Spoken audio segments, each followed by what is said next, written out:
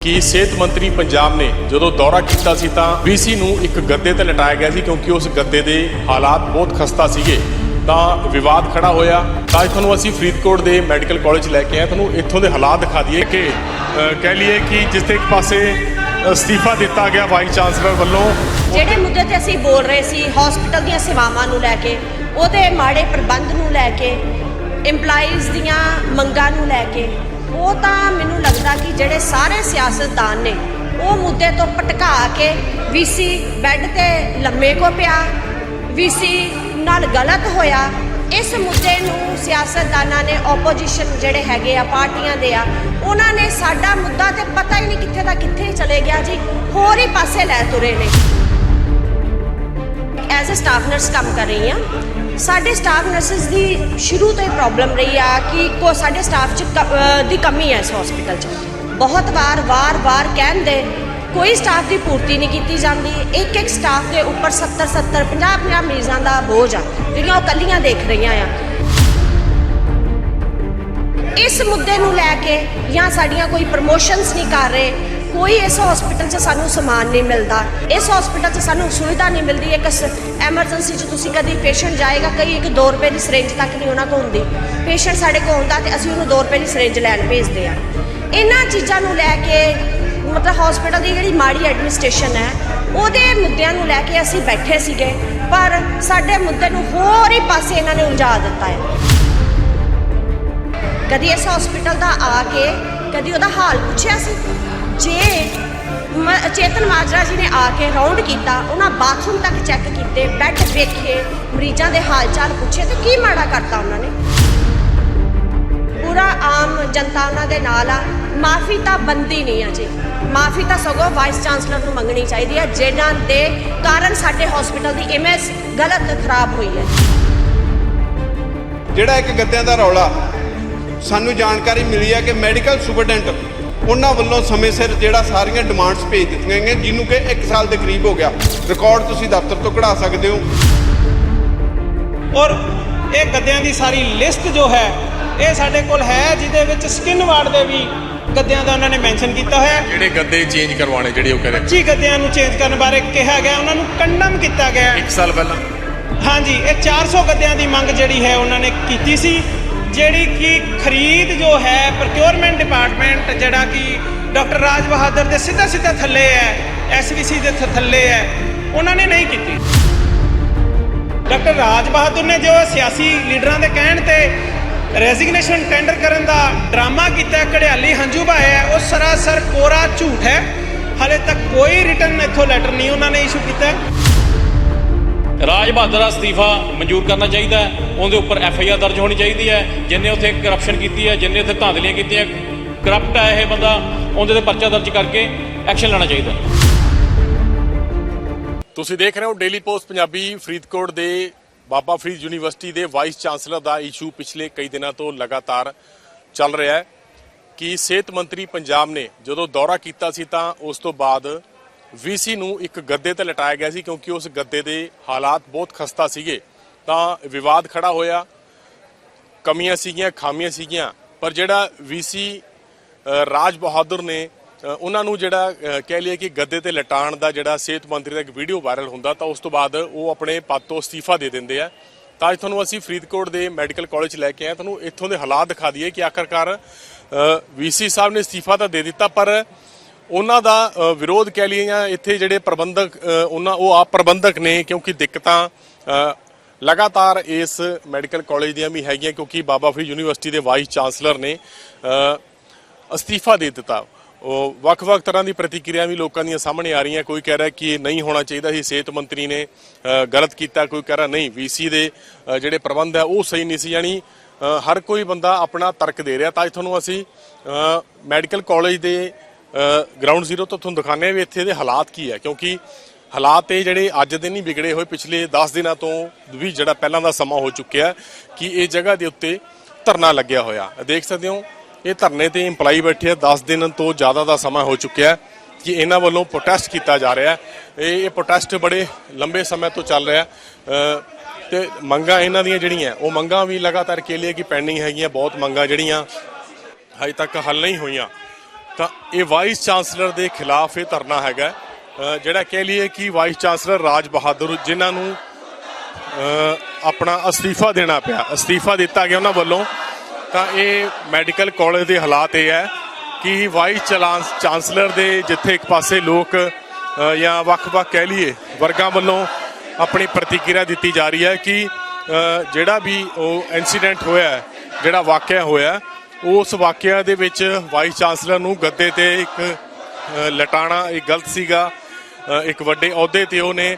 ਤਾਂ ਦੂਜੇ ਪਾਸੇ ਤਸਵੀਰ ਆ ਵੀ ਦੇਖ ਰਹੇ ਹੋ ਤੁਸੀਂ, ਇਹ ਮੈਡੀਕਲ ਕਾਲਜ ਫਰੀਦਕੋਟ ਦੀ ਤਸਵੀਰ ਹੈ। ਜਿਹੜੇ ਇੰਪਲਾਈ ਵੱਖ-ਵੱਖ ਵਿਭਾਗਾਂ ਦੇ ਇੰਪਲਾਈ ਹੈ ਜਿਹੜੇ ਅੱਜ ਵੀਸੀ ਦੇ ਖਿਲਾਫ, ਵੀਸੀ ਰਾਜ ਬਹਾਦਰ ਦੇ ਖਿਲਾਫ ਜਿਹੜੇ ਅੱਜ ਨਾਅਰੇਬਾਜ਼ੀ ਇੱਥੇ ਕਰਦੇ ਹੋ ਦੇਖ ਰਹੇ ਹੋ। ਇਹ ਮੈਡੀਕਲ ਕਾਲਜ ਦੇ ਹਾਲਾਤ ਹੈ, ਇਹਨਾਂ ਦੀਆਂ ਬੜੀਆਂ ਦਿੱਕਤਾਂ ਦੇਖ ਰਹੇ ਹੋ, ਨਾਅਰੇਬਾਜ਼ੀ ਵੀ ਕੀਤੀ ਜਾ ਰਹੀ ਹੈ।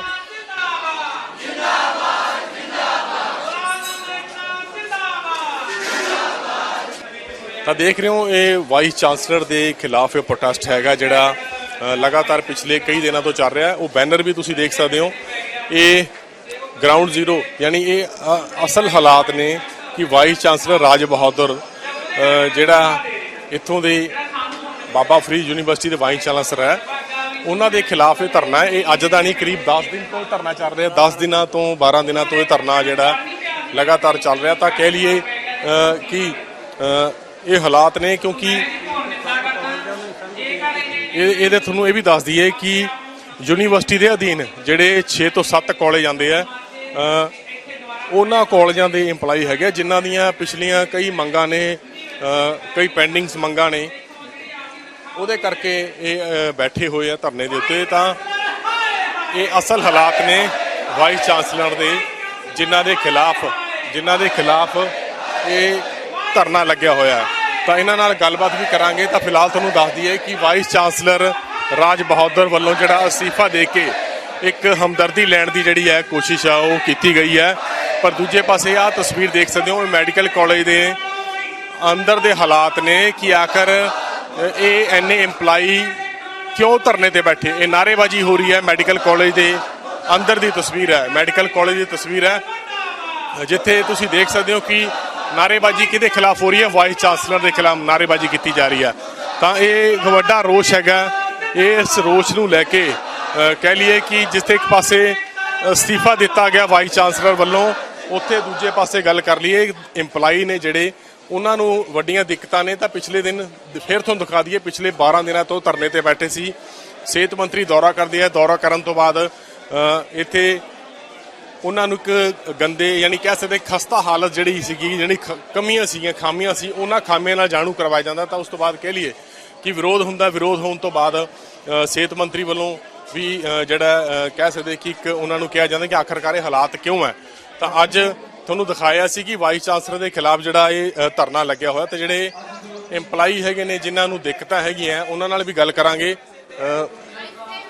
ਮੈਡਮ ਇਸ ਸਾਈਡ ਤੇ ਆ ਜਾਓ, ਕਿਉਂਕਿ ਇਹ ਧਰਨਾ ਲੱਗਿਆ ਹੋਇਆ, ਕਿਉਂਕਿ ਵੱਖ-ਵੱਖ ਲੋਕ ਆਪਣੀ ਪ੍ਰਤੀਕਿਰਿਆ ਦੇ ਰਹੇ ਨੇ। ਕੋਈ ਕਹਿ ਰਿਹਾ ਕਿ ਇਹ ਸਹੀ ਹੋਇਆ, ਕੋਈ ਕਹਿ ਰਿਹਾ ਕਿ ਇਹ ਗਲਤ ਹੋਇਆ। ਤਾਂ ਸਾਡੇ ਨਾਲ ਇੱਥੋਂ ਦੇ ਸਟਾਫ ਦੇ ਇੰਪਲਾਈ ਹੈ, ਉਹਨਾਂ ਨਾਲ ਗੱਲ ਕਰਦੇ ਆ ਜੀ। ਕੀ ਨਾਮ ਹੈ ਤੁਹਾਡਾ? ਮੇਰਾ ਨਾਮ ਆਸ਼ਾ ਜੀ। ਮੈਡਮ ਇਹ ਦੱਸੋ, ਜਿਹੜੇ ਸਿਹਤ ਮੰਤਰੀ ਨੇ ਦੌਰਾ ਕੀਤਾ ਹੈ ਉਸ ਤੋਂ ਬਾਅਦ ਵਾਈਸ ਚਾਂਸਲਰ ਨੂੰ ਅਸਤੀਫਾ ਦੇਣਾ ਪੈ ਗਿਆ, ਇਹ ਕਿਵੇਂ ਦੇਖਦੇ ਹੋ? ਤੁਸੀਂ ਵੀ ਪਿੱਛੇ 12 ਦਿਨਾਂ ਤੋਂ ਧਰਨੇ ਤੇ ਬੈਠੇ ਹੋ, ਕਿ ਇਹ ਕਿਵੇਂ ਦੇਖਦੇ ਹੋ ਇਸ ਮਾਮਲੇ ਨੂੰ? ਦੇਖੋ, ਮੈਂ ਪਹਿਲਾਂ ਤੇ ਇਹ ਗੱਲ ਕਹੂੰਗੀ, ਜਿਵੇਂ ਕਿ ਮੀਡੀਆ ਵਿੱਚ ਚੱਲ ਰਿਹਾ ਆ, ਮੀਡੀਆ ਦੇ ਵਿੱਚ ਬਹੁਤ ਸਾਰਾ ਕੁਝ ਅੱਛਾ, ਮੋਸਟ ਆਫ ਤਾਂ ਚੰਗਾ ਹੀ ਕਹਿ ਰਹੇ ਨੇ।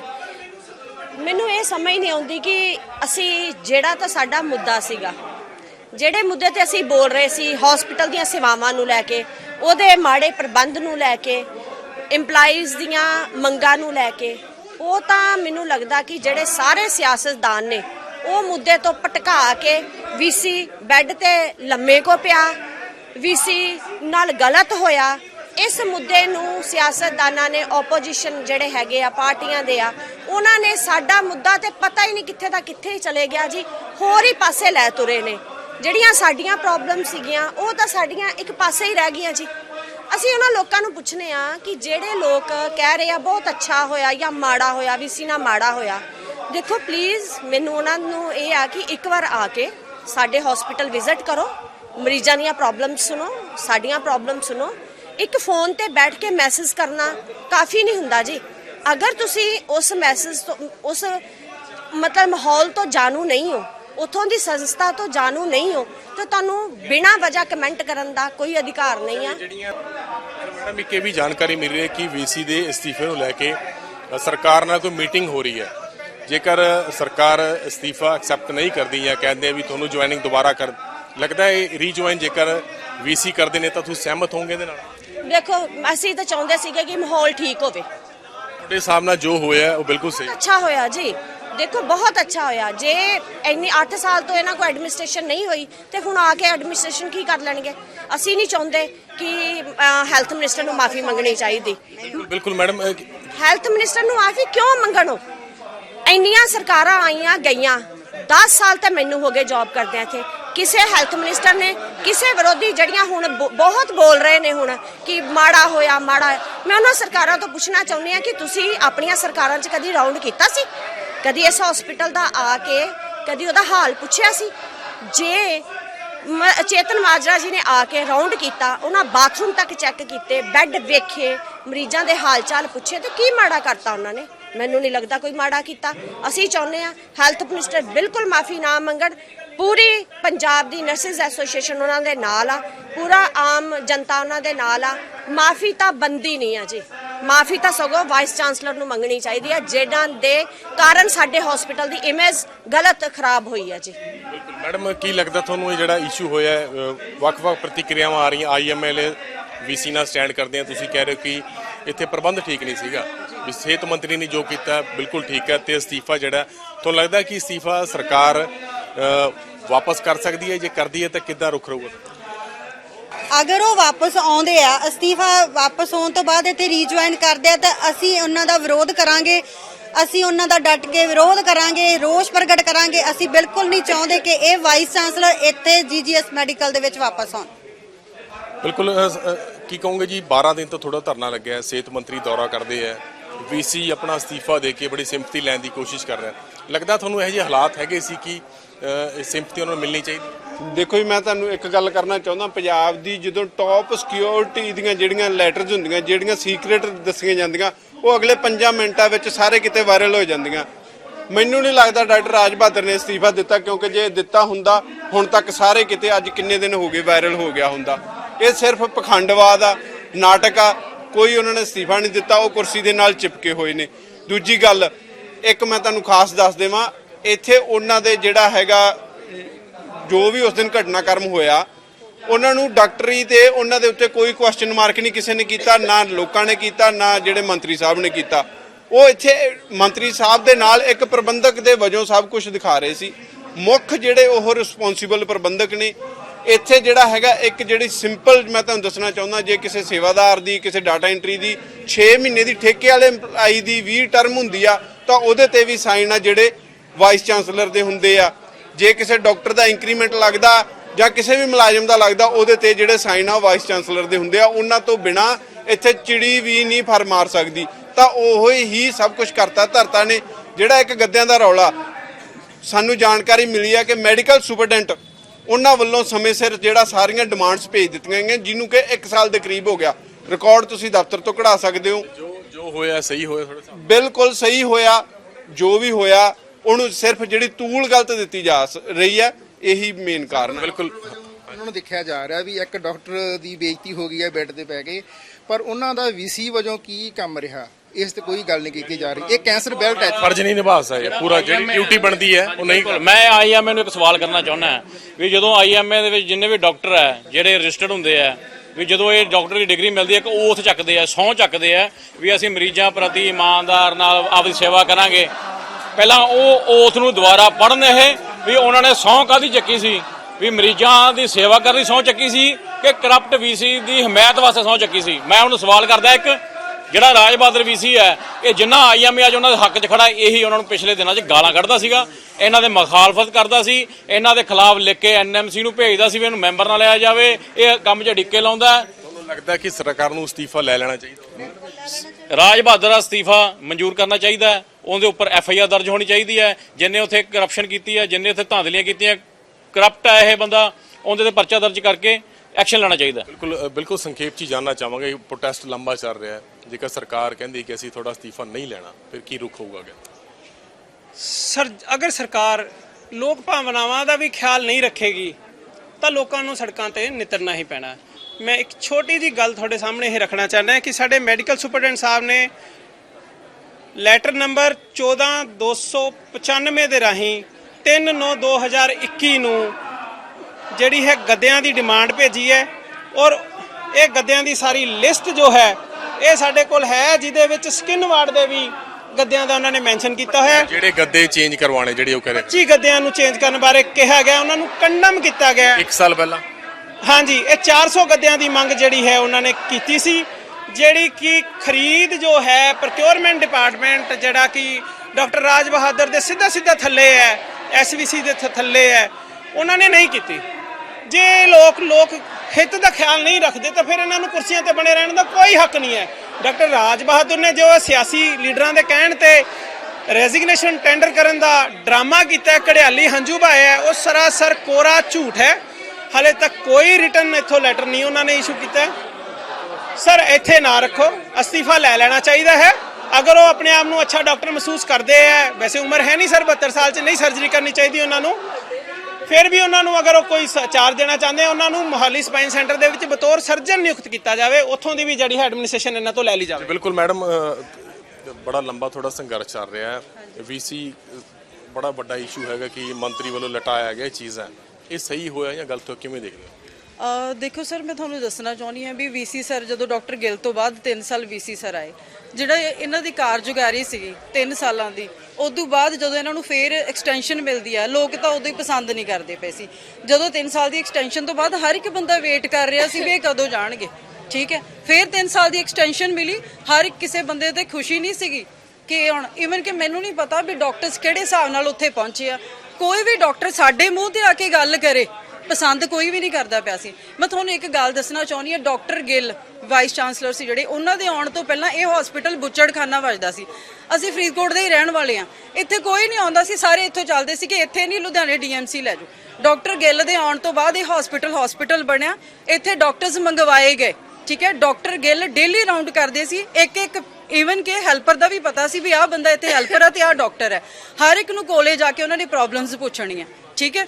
ਉਦੋਂ ਬਾਅਦ ਅੱਛਾ ਉਹ ਡਾਕਟਰਸ ਲੈ ਕੇ ਉਹਨਾਂ ਨੇ ਜਿੰਨੀ ਹਸਪੀਟਲ ਦੀ ਬਿਲਡਿੰਗ ਹੈ ਨਾ, ਸਾਰੀ ਉਹਨਾਂ ਨੇ ਖੜੀ ਕੀਤੀ, ਠੀਕ ਹੈ। ਉਹ ਬੰਦਾ ਬਿਲਡਿੰਗ ਖੜੀ ਕਰ ਗਿਆ ਤੇ ਉਦੋਂ ਬਾਅਦ ਮੇਨਟੇਨ ਨਹੀਂ ਕਰਨਾ ਸੀਗਾ, ਮੇਨਟੇਨ ਵੀ ਨਹੀਂ ਹੋਇਆ। ਮੈਂ ਨਿਊਕਲੀਅਰ ਮੈਡੀਸਨ ਡਿਪਾਰਟਮੈਂਟ ਦੀ ਕੇਅਰ ਟੇਕਰ ਹਾਂ, ਮੇਰੀ ਡਿਊਟੀ ਲੱਗੀ 3 ਸਾਲ ਹੋ ਗਏ ਮੈਂ ਰਾਉਂਡ ਕਰਦੀ ਨੂੰ। ਮੇਰੀਆਂ ਡੇਲੀ ਦੀਆਂ ਰਿਪੋਰਟਸ ਐਮਐਸ ਆਫਿਸ ਦੇ ਵਿੱਚ ਪਈਆਂ, ਜੋ ਮੈਂ ਡੇਲੀ ਰਿਪੋਰਟ ਕਰਦੀ ਸੀ, ਬਾਥਰੂਮ ਕਿੱਦਾਂ ਦੇ ਸੀ। ਤੁਸੀਂ ਉਹ ਗੱਦੇ ਵਾਲੇ ਮੈਟਰ ਇਕੱਲੇ ਤੇ ਨਾ ਜਾਓ। ਤੁਹਾਡਾ ਇਹ ਕਹਿਣਾ ਹੈ ਕਿ ਜਿਹੜੀ ਡਿਊਟੀ ਵੀਸੀ ਸਾਹਿਬ ਦੀ ਬਣਦੀ ਸੀ ਉਹ ਨਹੀਂ ਨਿਭਾਈ, ਜੋ ਹੋਇਆ ਬਿਲਕੁਲ ਸਹੀ ਹੋਇਆ? ਬਿਲਕੁਲ ਐਜ਼ ਅ ਡਾਕਟਰ ਮੈਂ ਵੀ ਪ੍ਰੇਜ਼ ਕਰਦੀ ਹਾਂ, ਸਾਰੀ ਦੁਨੀਆ ਉਹਨਾਂ ਨੂੰ ਦਿਖਾਉਂਦੀ ਹੈ, ਬਿਸਕੇ ਪੇਸ਼ੈਂਟ ਦਿਖਾਉਣ ਆਉਂਦੇ, ਠੀਕ ਹੈ ਨਾ, ਰਿਸਪੈਕਟ ਕਰਦੇ ਆ ਉਹਨਾਂ ਦੀ, ਬਹੁਤ ਅੱਛੇ ਆ। ਪਰ ਜੋ ਐਜ਼ ਅ ਪ੍ਰਬੰਧਕ ਹਰ ਇੱਕ, ਮੇਰੀ ਗੱਲ ਸੁਣੋ, ਤੁਸੀਂ ਇਹ ਦੇਖੋ ਸਾਰਾ ਸਟਾਫ ਚੀਕ ਕੇ ਕਹਿ ਰਿਹਾ, ਕਿਉਂ ਕਹਿ ਰਿਹਾ? ਲੋਕ ਕਹਿ ਰਹੇ ਸਾਡੀ ਸੁਣਵਾਈ ਨਹੀਂ ਹੋ ਰਹੀ। ਔਰ ਮੈਂ ਤੁਹਾਨੂੰ ਇੱਕ ਗੱਲ ਦੱਸਣਾ ਚਾਹੁੰਦੀ ਹਾਂ, ਮੈਂ ਕਿਸੇ ਪਾਰਟੀ ਬਾਜੀ ਨੂੰ ਨਹੀਂ ਕਹਿੰਦੀ, ਅਸੀਂ ਸਿਰਫ ਜੋੜਾ ਮਾਜਰਾ ਜੀ ਨੂੰ, ਮੈਨੂੰ ਤਾਂ ਮਿਸ ਕੇ ਇਹ ਗੱਲ ਕਹਿੰਦੀ, ਕੋਈ ਬੰਦਾ ਆਇਆ ਉਸ ਦਰੀ ਤੇ ਆ ਕੇ ਸਾਡੇ ਵਿੱਚ ਬੈਠਾ ਤੇ ਸਾਨੂੰ ਸੁਣਿਆ, ਉਹ ਬੰਦਾ ਮਾੜਾ ਹੋ ਗਿਆ। ਬਿਲਕੁਲ ਹੈ, ਤੁਸੀਂ ਦੇਖ ਹੀ ਲਿਆ, ਜਿੱਥੇ ਇੱਕ ਪਾਸੇ ਬੜਾ ਵੱਡਾ ਇਸ਼ੂ ਚੱਲ ਰਿਹਾ ਹੈ ਵੀਸੀ ਦੇ ਅਸਤੀਫੇ ਤੋਂ ਬਾਅਦ, ਬੜੀ ਕਹਿ ਲਈਏ ਵੱਖ-ਵੱਖ ਪ੍ਰਤੀਕਿਰਿਆਵਾਂ ਆ ਰਹੀਆਂ ਕਿ ਵੀਸੀ ਸਾਹਿਬ ਨੇ ਅਸਤੀਫਾ ਦਿੱਤਾ, ਉਹ ਗਲਤ ਹੋਇਆ, ਉਹਨੂੰ ਗੱਦੇ ਤੇ ਲਿਟਾਇਆ ਗਿਆ, ਉਹ ਗਲਤ ਹੋਇਆ। ਪਰ ਦੂਸਰੇ ਪਾਸੇ ਜਿਹੜੇ ਇਹਦੇ ਜ਼ਮੀਨੀ ਹਾਲਾਤ ਨੇ ਮੈਡੀਕਲ ਕਾਲਜ ਦਾ, ਤੁਸੀਂ ਸੁਣ ਹੀ ਲਿਆ, ਇੱਥੇ ਵੱਖ-ਵੱਖ ਜਿਹੜੇ ਕਾਲਜ ਹੈਗੇ ਆ ਉਹਨਾਂ ਦੇ EMPLOYE, ਇੱਥੋਂ ਦੇ EMPLOYE ਜਿਹੜੇ ਡਾਕਟਰ ਹੈਗੇ, ਜਿਹੜੇ ਸਟਾਫ ਨਰਸਿਸ ਹੈਗੇ ਆ, ਉਹਨਾਂ ਨੇ ਕੱਲੀ ਚੀਜ਼ ਦੱਸੀ ਹੈ ਕਿ ਵੀਸੀ ਸਾਹਿਬ ਜਿਹੜਾ ਆਪਣਾ ਕੰਮ ਹੈ ਇੱਥੇ ਪੂਰਾ ਨਹੀਂ ਕਰ ਪਾ ਰਹੇ ਸੀਗੇ। ਤਾਂ ਇਸ ਕਰਕੇ ਕਿਤੇ ਨਾ ਕਿਤੇ ਹਰ ਪਾਸੋਂ ਗੱਲ ਕਰ ਲਈਏ, ਜਿਵੇਂ ਇੱਕ ਪਾਸੇ IMA ਉਹਨਾਂ ਦੇ ਹੱਕ ਦੇ ਵਿੱਚ ਨਿੱਤਰ ਗਏ, ਤੇ ਦੂਜੇ ਪਾਸੇ ਜਿਹੜੇ ਸਟਾਫ ਜਿਹੜਾ ਵੀਸੀ ਦੇ ਅੰਡਰ ਕੰਮ ਕਰਦਾ, ਉਹ ਕਿਤੇ ਨਾ ਕਿਤੇ ਵੀਸੀ ਦੀ ਜਿਹੜਾ ਅਸਤੀਫਾ ਦਿੱਤਾ ਗਿਆ ਉਹਦੇ ਹੱਕ 'ਚ ਹੈ। ਉਹ ਕਹਿੰਦਾ ਕਿ ਬਿਲਕੁਲ ਇਹਨਾਂ ਦਾ ਅਸਤੀਫਾ ਜਿਹੜਾ ਸਰਕਾਰ ਨੂੰ ਮਨਜ਼ੂਰ ਕਰਨਾ ਚਾਹੀਦਾ। ਹੁਣ ਦੇਖਦੇ ਹਾਂ ਇਸ ਮਸਲੇ 'ਚ ਆਉਣ ਵਾਲੇ ਸਮੇਂ 'ਚ ਸਰਕਾਰ ਕੀ ਹੱਲ ਕੱਢਦੀ ਹੈ। ਕੈਮਰਾਮੈਨ ਗੁਰਵਿੰਦਰ ਦੇ ਨਾਲ ਅਮਿਤ ਸ਼ਰਮਾ, ਡੇਲੀ ਪੋਸਟ ਪੰਜਾਬੀ, ਫਰੀਦਕੋਟ।